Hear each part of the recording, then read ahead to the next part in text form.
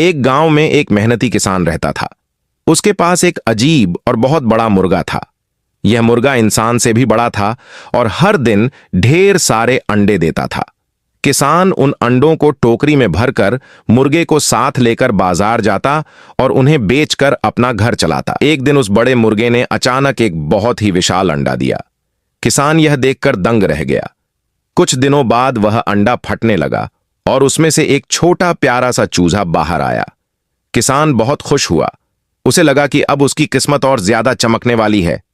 गांव के लोग भी यह देखकर हैरान थे। बड़ा मुर्गा बैठकर रोने लगा क्योंकि किसी ने उसके और किसान के लिए लाइक और सब्सक्राइब नहीं किया।